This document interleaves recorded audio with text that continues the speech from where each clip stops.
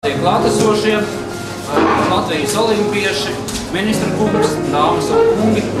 Man ir ļoti liels prieks jūs šodien redzēt pasta centrālas akta, kur mēs prezentēsim mūsu jaunās pasmāgas, kuras ir tapušas sadarbībā ar Latvijas Olimpisko komiteju.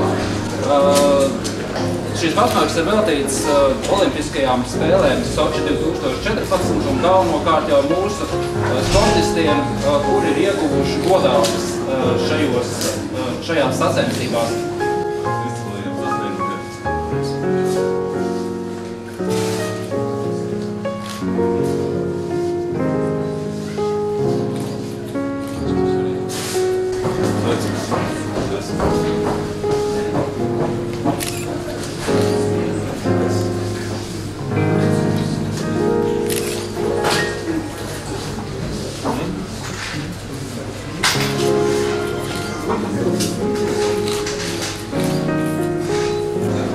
Cienījos ministra kungs, klātesošie, es vēlreiz gribētu sveikt visus olimpiešus ar panākumiem, Latvijas cilvēkus ar to prieku, ko olimpiešu panākumu deva, un izteikt pateicību gan satiksmes ministram Andrijam Matīsam, gan Latvijas pasta vadītājam Arnim Salnājam, un dāvāt viņiem par piemiņu šīs grāmatas, kur atspoguļot visu Latvijas komandas starti Sočos.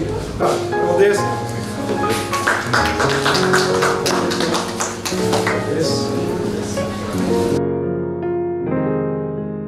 Pastam šī jau ir tradīcija, ka mēs godinām savus olimpiešus, medaļniekus un izlaižam šīs pastmarkas. Mums ir patiesas prieks, ka šogad jau šis ir tāds kuplāks skaits.